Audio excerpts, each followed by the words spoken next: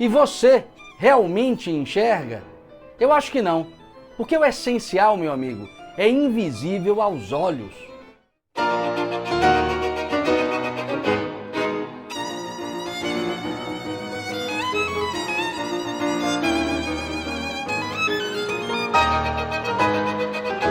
Então, abrindo a live de hoje, live de domingo, live especial, com este tema enigmático, misterioso, a esfinge, a verdadeira causa de sua ansiedade, a causa oculta de sua ansiedade, a causa oculta de sua inquietação existencial. Antes de eu entrar propriamente no tema, eu quero fazer uma nota preliminar e depois um diagnóstico.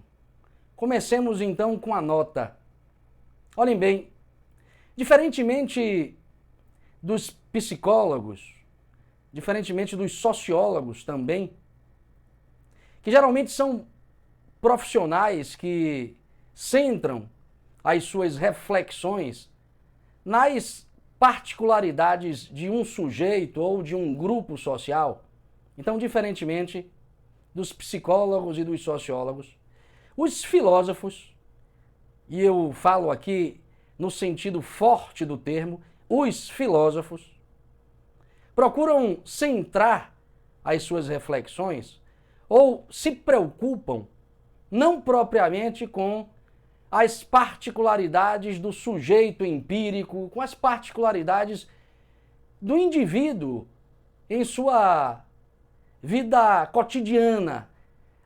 Os filósofos procuram dar respostas mais gerais e abrangentes às questões dramáticas da existência humana. Então são respostas, são reflexões que revelam realidades que geralmente estão por trás das coisas. E geralmente são mais abrangentes, são mais gerais, porque não estão propriamente focadas na vida de um sujeito, de um indivíduo ou de uma pessoa, mas na vida da humanidade ou na vida de uma parte dela, em seu desenvolvimento histórico. Enfim, essa ressalva é importante, porque o que eu trarei aqui a respeito da ansiedade, ou o que eu irei propor como caminho de solução para este problema grave que nos acomete, não é nenhum receituário para você aplicar na vida de um dia para o outro e, sei lá, nem uma terapêutica, no sentido de você produzir algum tipo de exame psicológico. A ideia é mais chamar vocês para um exame de existência, um exame mais existencial. O que, claro, a psicologia e a sociologia também, de certo modo, provocam, mas não com a amplitude que procura fazer a filosofia. Então essa ressalva é importante. E por fim, para finalizar essa introdução, vamos propriamente ao diagnóstico. O diagnóstico que toca este problema chamado ansiedade. E eu começo dizendo o seguinte, embora o termo neurose tenha sido empregado pela primeira vez no século XVIII por um médico chamado William Cullen para designar certos distúrbios psicológicos, ele, o termo neurose, a palavra neurose, adquiriu no nosso tempo um caráter polissêmico, ou seja, adquiriu inúmeros significados ao ponto, inclusive, de hoje se discutir nos meios intelectuais da psicologia se é mais procedente falar de neurose ou de transtornos neuróticos. Enfim, pouco importa essas questões controversas que envolvem a psicologia, que envolvem as várias correntes da psicologia nos nossos dias, cada qual com uma visão específica, com uma visão própria do homem. Pouco importa entrarmos aqui nestas questões controversas que são próprias das diferenças das visões antropológicas destas várias variantes psicológicas do nosso tempo. O que importa aqui para nós é perceber que o mundo tem se tornado cada vez mais neurótico. E os sintomas disso estão por todos os lados.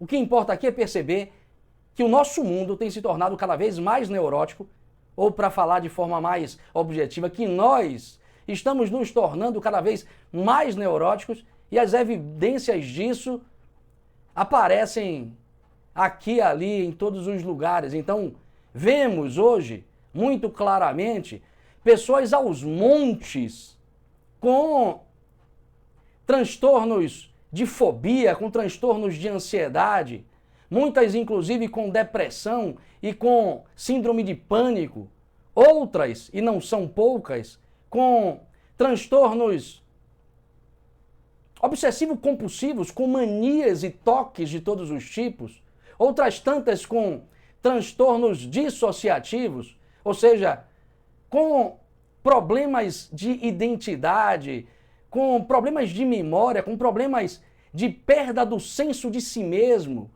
E claro, estamos diante de um quadro em que quase todos nós nos encontramos nervosos, nos encontramos em estado de estresse, impacientes e com aquele tal síndrome, com aquela tal síndrome do pensamento acelerado. Ou seja, o que eu quero dizer para vocês com este diagnóstico, ou o que eu quero diagnosticar precisamente com ele, é que o mundo se transformou num verdadeiro hospício, meu amigo. O mundo hoje se transformou num verdadeiro hospício. Ou para falar aqui em terminologia filosófica, o mundo alcançou o perigosíssimo estado de normose, que é o estado psicológico, que é o estado mental que uma sociedade alcança quando os tais comportamentos normais, quando os ditos comportamentos normais acabam por levar as pessoas ao desconcerto existencial, acabam por levar as pessoas ao colapso psíquico e às vezes até à morte. E tenham certeza, para o que eu vou dizer agora para vocês, não duvidem, tudo isso tem a ver com os valores materialistas de nosso tempo, e tudo isso tem a ver com o materialismo triunfante de nossos dias, tudo isso tem a ver com o rebaixamento da espiritualidade humana, ou com a diminuição da capacidade do homem de transcender a ordinariedade de seu próprio cotidiano. Tudo isso tem a ver com a massificação dos ideais de realização humana. Ou seja, quando eu me referi no início aqui desta live, que a filosofia procura olhar para o quadro de fundo das coisas, eu estou me referindo a isso. Enquanto o psicólogo e o sociólogo, que adoram estatísticas, sem desmerecer aqui a atividade extremamente importante que eles exercem, mas quando a análise filosófica entra em questão, é para olhar para o plano de fundo das coisas. Então, o plano de fundo é este. O quadro, ou o plano de fundo deste quadro geral de acometimento de transtornos psicológicos de todos os tipos, é este. Ou seja, o do triunfo dos valores materialistas, o do triunfo do apequenamento humano produzido pelo próprio homem. Eu procurarei aqui, então, trazer à tona algumas reflexões sobre essa tal esfinge a partir desta sintomática. Então eu acabei de apontar para vocês o sintoma de fundo, ou a causa, não seria nem o sintoma seria propriamente a ansiedade, mas a causa desta sintomática geral, no caso, a falência dos valores espirituais no nosso tempo. E é interessante que a gente pode partir aqui de uma reflexão muito interessante produzida por Carl Gustav Jung, numa obra intitulada A Natureza da Psique.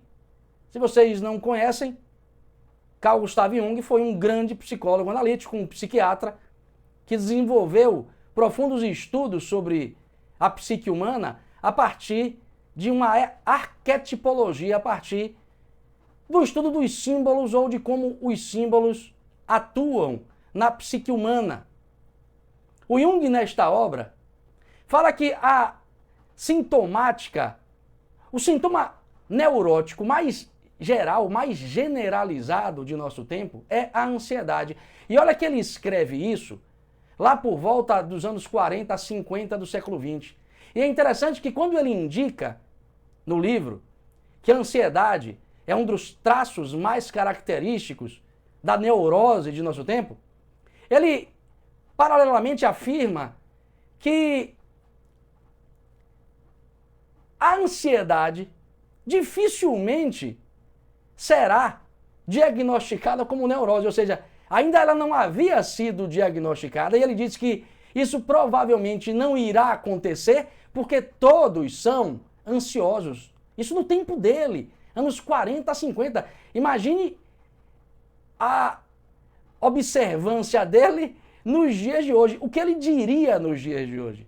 Fico pensando aqui, que se nos anos 40 e 50 ele foi capaz de assinalar isso, né, nos dias de hoje ele certamente não duvidaria. Inclusive porque a ansiedade, contrariamente à sua suposição, se transformou num CID.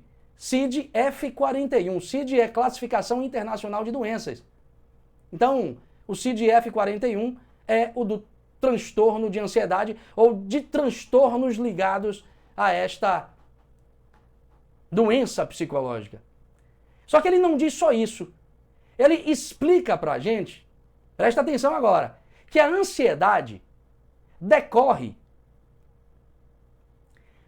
de um excedente de energia psíquica que nós aprisionamos em nós mesmos, o que acaba nos levando frequentemente a injustificadas inquietações, a injustificada agitação, a um injustificado medo. E ele diz que esse tipo de aprisionamento de energia acaba nos levando também, cedo ou tarde, à irritabilidade, à agressividade, à supersexualidade. Olha que dado interessante. Esse excedente de energia em nós, como não tem vazão na nossa vida, produz em nós inquietação, medo, agitação, irritação, agressividade, supersexualidade e, por fim, ele assinala também a falta de sentido na própria vida. Então, esse excedente de energia é o que causa, é o que nos leva a todos esses estados psicológicos. Mas ele também explica, presta atenção, o que faz com que este excedente de energia seja aprisionado em nossa psique, não tenha vazão na nossa própria vida. Ele explica o que leva a este aprisionamento de energia em nossa própria psique. E olha o que ele diz. A resposta que ele dá a este problema é a seguinte: falta de conexão de nossa consciência com a totalidade do nosso ser. Falta de conexão de nossa consciência com a nossa própria totalidade interior. Que ele dá o nome de self. E self é a totalidade do ser cuja imagem é Deus. A imago Dei, como ele chama.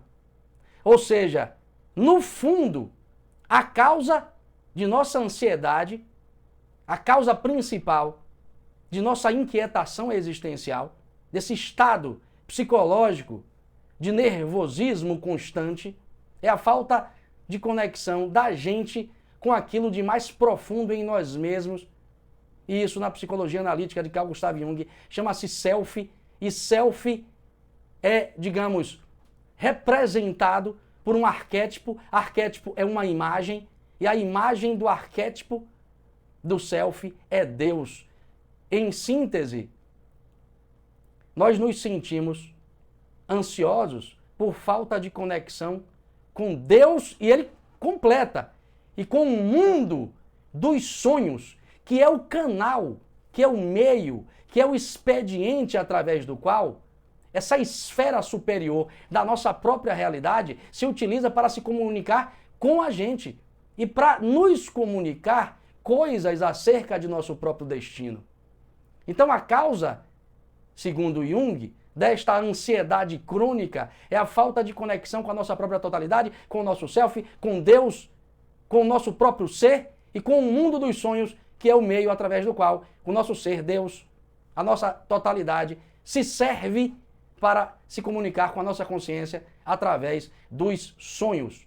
Então observe que ele aí trouxe à tona uma questão extremamente interessante, e talvez vocês desconheçam o que eu vou dizer agora, porque ele acabou tocando numa conceituação filosófica de origem grega que praticamente desapareceu no nosso tempo. Ele acabou nos apresentando aí, com esta reflexão na obra A Natureza da Psique, uma coisa que é genuinamente grega, mas que se perdeu no nosso tempo, mas que foi felizmente recuperada, primeiro pela psicanálise e depois pela psicologia analítica do próprio Carl Gustav Jung. E o que, professor? O conceito de doença como advertência da vida, o conceito de doença como alerta do destino. Presta atenção no que eu estou dizendo para vocês. O Jung, com essa reflexão, acabou por abrir caminho para o retorno de uma ideia, de um conceito de doença que desapareceu no nosso tempo. Ou seja, doença não é defeito, velho. Doença, fundamentalmente, é advertência da vida, é alerta do destino. E eu mostro isso para vocês aqui no caso, dentro da cultura grega, através das palavras areté e arostos. Observe que são duas palavras que se aproximam muito, têm a mesma estrutura radical. Areté em grego significa excelência. Um homem que vive a areté, você vai encontrar isso em Platão e em Aristóteles, o homem da areté é o homem que vive procurando dar o máximo de si na sua existência, se transformar numa obra de arte. É o homem que entrega o seu coração, a sua própria vida. Ele dá tudo de si para ser mais de si. Só que não é o mais de si no sentido personalista, é o mais de si como ser humano. É pôr em movimento o máximo do que você é. Imagine um sapo tornando-se um super sapo, um pombo tornando-se um super pombo. É o homem tentando ser o máximo do que ele é. Homem, areté, excelência. Isso também é traduzido como destino. Areté é virtude em grego e também destino humano. Agora, olha a palavra arostos, que é o contrário de areté. Arostos significa doença.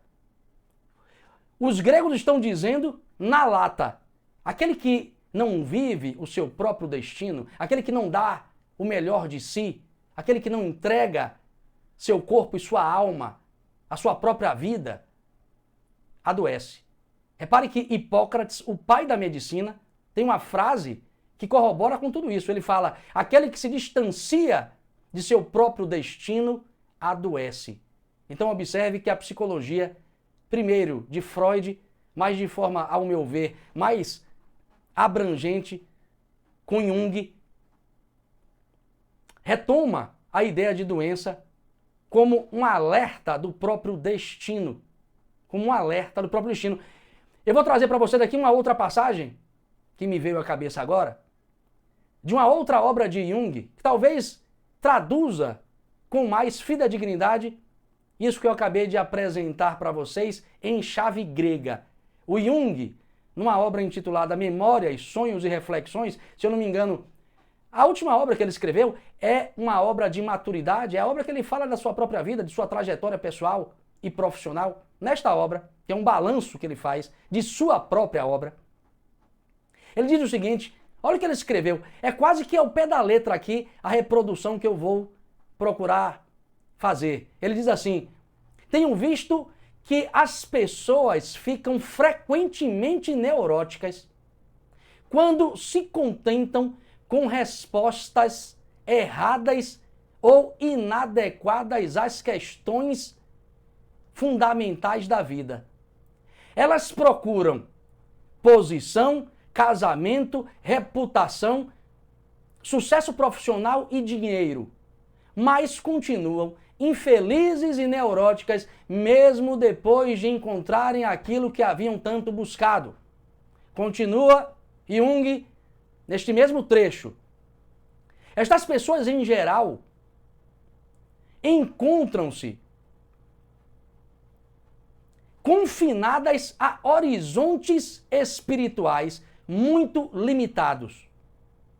Essas pessoas em geral encontram-se confinadas a horizontes espirituais muito limitados. Sua vida não tem contexto e significado espirituais suficientes. E termina o Jung esta passagem de forma otimista. Ele fala, se elas conseguem ampliar e desenvolver uma personalidade mais abrangente, geralmente nelas a neurose costuma desaparecer. Então observe que o Jung é um Hipócrates nesta reflexão na obra Memórias, Sonhos e Reflexões. Ele está dizendo que vai curar efetivamente a sua crise estrutural de existência, a sua ansiedade de fundo, é o encontro com o seu próprio destino. Mas nos cabe aqui perguntar, efetivamente, presta atenção nisso, para não perder o fio da meada, cabe aqui a gente perguntar, por quê? Por quê? As pessoas em geral encontram-se confinadas a horizontes espirituais limitados. Perguntemos, provoquemos esta pergunta junguiana a um desdobramento filosófico. Por que as pessoas não conseguem desenvolver uma personalidade mais abrangente? Esta é a pergunta central da live. A resposta é a seguinte, porque, meus amigos, por mais que nós nos autoproclamemos livres de todos os ditames de Deus, de todos os ditames da natureza, da sociedade, da tradição, do passado, do futuro, por mais que nós nos consideremos libertos de todas as crenças, de todos os valores tradicionais, de todos os mandamentos divinos, ou seja, por mais que nós nos arroguemos este estatuto existencial de livres, porque é isso que a gente gosta de dizer nos dias de hoje, eu garanto para vocês que nós só seremos efetivamente livres e, por extensão, realizados e felizes em nossa própria vida quando nós encararmos a esfinge interior que nos aguarda. Quando nós encararmos esta figura enigmática. Vocês poderiam me perguntar, mas por que, professor? Porque a minha liberdade depende deste encontro com essa figura enigmática, porque depende deste encontro com essa tal esfinge. Ora, meu amigo, porque só ela, só e somente só ela, pode dizer a você a frase mais importante e mais fatal de sua vida. Em outras palavras, só ela pode liberar aquela tal energia presa, aquele tal excedente de energia que você não consegue liberar na sua própria vida. E o que ela tem a me dizer, professor? O que ela disse a Édipo, na obra Édipo Rei, o que ela disse a Édipo nos portões da cidade de Tebas. Decifra-me ou eu te devoro. Decifra-me ou eu te devoro. Não entendi, professor. Presta atenção numa coisa. A palavra esfinge não é grega. Ela vem da língua egípcia.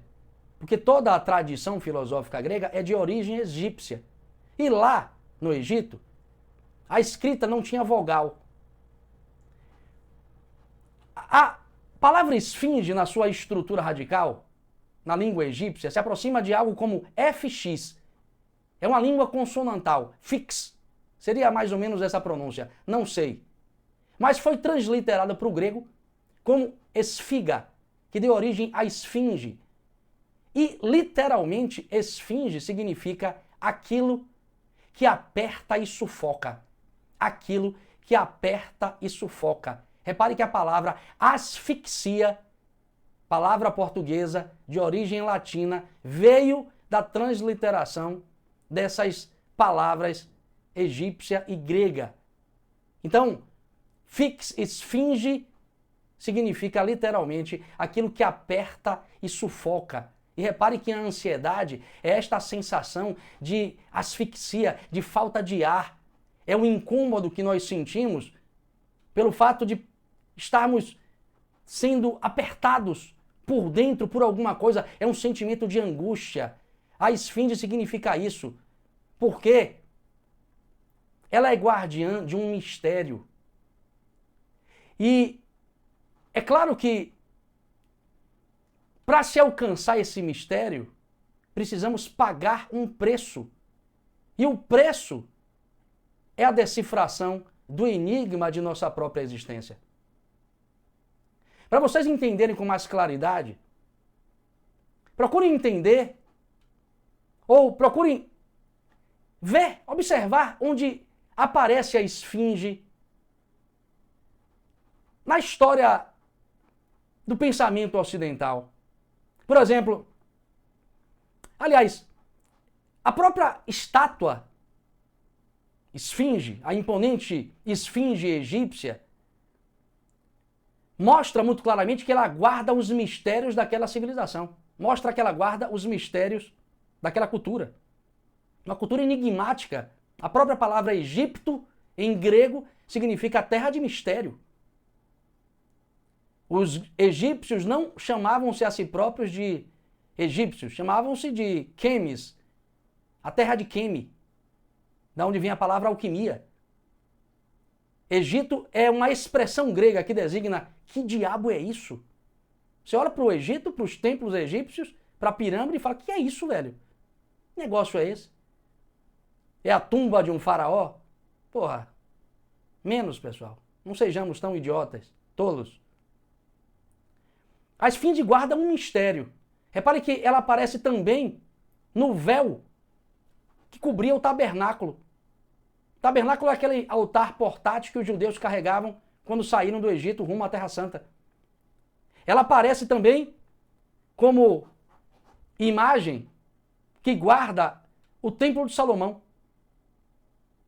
Só que você vai encontrar isso com o nome de querubim. Você está me dizendo que o querubim é uma esfinge? Porra, Ezequiel, capítulo 10, versículo 13. Vai lá que você vai entender o que é o querubim. Esse tal bebezinho de asas é a representação que o cristianismo católico deu à imagem original do querubim, que é uma esfinge. Tem 4 faces, está lá em Ezequiel. 4 faces, touro, leão, águia e homem. E é isso que você vê quando olha para a esfinge egípcia. E é isso que você vai encontrar quando lê Édipo Rei, a esfinge como guardiã dos portões de Tebas. Só entra aqui quem decifrar o enigma. Só que tem um detalhe, presta atenção nisso. Como a esfinge é guardiã de um mistério, ela não vai lhe dar nada de graça, muito pelo contrário. Sabe o que ela vai aprontar? Ela vai nos oferecer o que ela ofereceu a Édipo. Leiam a tragédia Édipo Rei de Sófocles. E o que ela oferece a Édipo? Primeiramente, um falso e fácil enigma. Ela é arteira. Ela não dá nada de graça. Repare que o que há de mais valioso em você não vai ser alcançado sem esforço, meu amigo. E a esfinge dá a Édipo um falso enigma. Pergunta a Édipo: qual é o ser, aquela coisa do que é o que é. O que é o que é o ser que anda na manhã de 4 pernas, à tarde com 2 pernas e à noite com 3 pernas. Aí o Édipo pensa e mata a charada de pronto, sem nenhum trabalho. O homem. Porque na manhã, em infância, ele anda de 4 membros, engatinha, torna-se adulto no entardecer, digamos, da vida. E aí, no caso, no entardecer verdadeiro, na velhice, ele usa uma bengala e passa a andar de 3 pernas. Aí a esfinge finge que morre, se atira no mar. E Édipo, então, com toda a ideia, munido do entendimento de que havia alcançado a glória, ele alcança um falso destino. Ele alcança a desgraça. Ele alcança a tragédia existencial.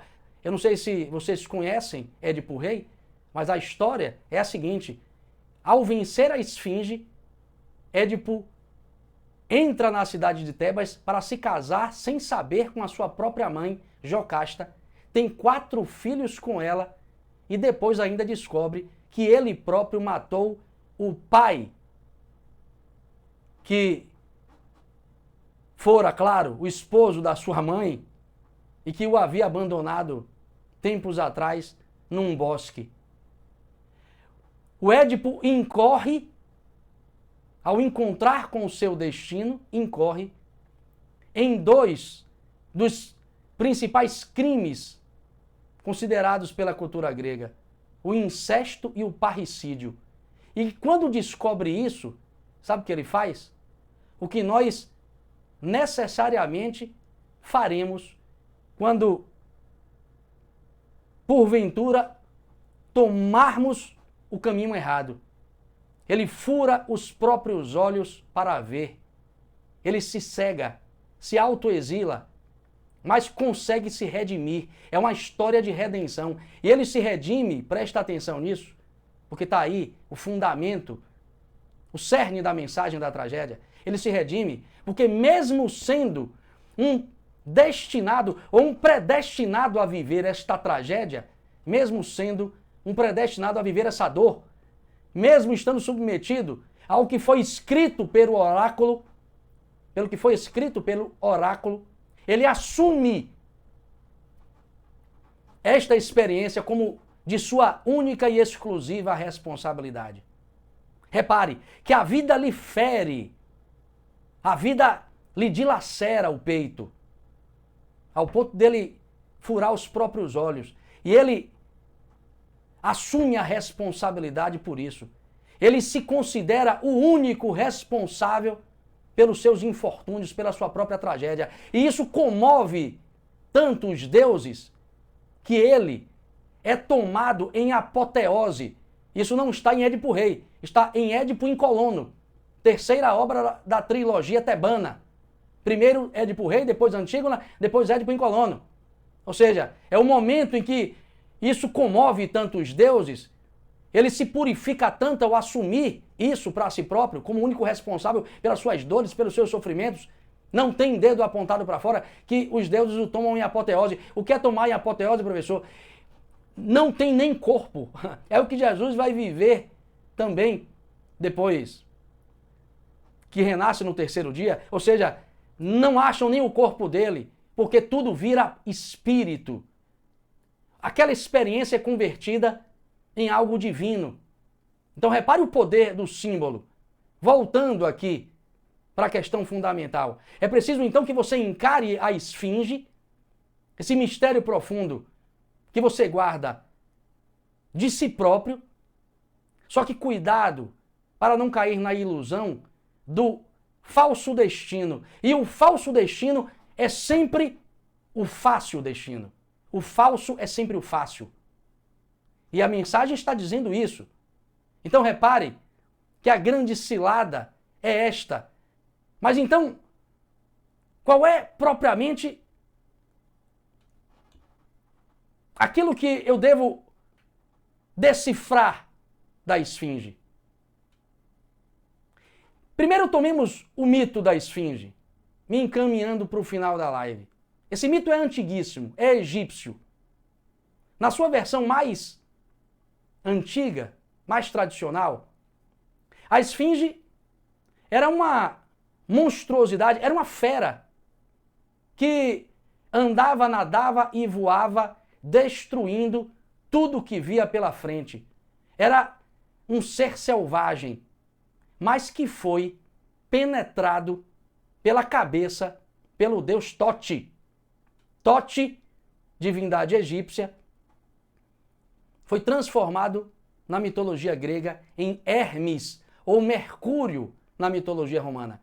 Tote é Hermes e Mercúrio. Por que eu estou assinalando essa homologia, essa correspondência? Para você notar que Tote, no caso, através de Hermes e Mercúrio, é o deus da comunicação entre céu e terra. Hermes e Mercúrio, na psicologia de Carl Gustav Jung, é um psicopompo, é um elo de conexão entre a sua consciência e a totalidade do seu ser, entre a sua consciência e Deus. Repare que não é aqui coincidência, é convergência simbólica. Presta atenção, Tote penetra a esfinge pela cabeça e a anima, lhe dá alma. E na medida em que ele penetra na cabeça, ele domina a fera e a faz se deitar na frente do oceano, na frente, de um mar. Repare que antigamente, isso é sabido hoje pelos arqueólogos, a esfinge estava diante de um mar, porque o deserto, como diz o grande Gonzagão, o deserto antigamente era mar. Então, ela estava diante do mar, atrás dela a pirâmide. Ela domina. O que é que o mito está nos chamando a perceber? Que o enigma a ser decifrado em nós pode ser traduzido em 3 considerações. A primeira, você não é um animal. O homem não é um animal. A gente hoje tem essa coisa de animal racional, estamos presos ao mito de que viemos do macaco. Porra, menos. Vamos ser um pouquinho mais ousados, imaginativamente. Vamos olhar para a tradição filosófica, pessoal. O homem não é um animal. A animalidade na gente é condição. Isso é uma condição, é um desafio, é uma provação. O homem não é um animal. Primeira consideração que a esfinge nos revela. Segunda, você é o único responsável pelas suas próprias provações existenciais. Tudo que dói em você, tudo que lhe fere, não é de responsabilidade do mundo, é de sua responsabilidade. Porque essas feridas que o mundo lhe produz resulta de uma compensação desta animalidade que lhe é condicional. Ou seja, é a inconsciência da gente nos provocando a nos humanizarmos. Dor, como diz o budismo, é veículo de consciência. Terceira consideração, e talvez a mais importante, observe que você não vai perceber com clareza que não é um animal. Você não vai conseguir se sentir autorresponsável pela sua própria vida se você não olhar para onde a esfinge olha. Presta atenção nisso. A terceira consideração justapõe as 2 anteriores num único argumento. É preciso que você entenda que você não vai conseguir controlar a si próprio, dominar a sua animalidade, perceber que não é um animal, se autorresponsabilizar, se você não estiver olhando para o grande oceano, o grande mar que a esfinge olha. Hoje, deserto, podemos substituir sem problemas. O que é o deserto? Uma coisa grandiosa, grande, imensurável, como o mar.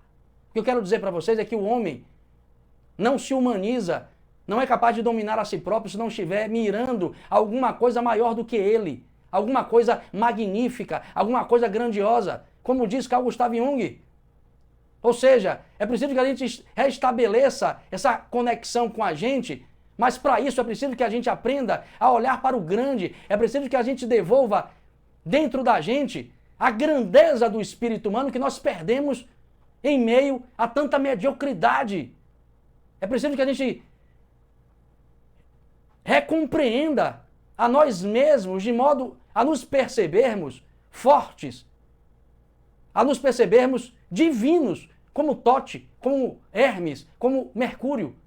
Ou seja, sem Deus, sem busca pela totalidade, sem grandeza humana, sem chance, meu amigo, sem chance, sem chance. Você pode fazer 1001 análises, frequentar 1001 divãs, se deleitar em 1001 setes terapêuticos junguianos. Se você não tiver em mira alguma coisa grande para onde possa mirar, maior do que você, uma grande causa, um grande ideal, ou a busca por Deus, sem este passo, sem isso em vista, sem chance, você não vai conseguir responder ao enigma da esfinge.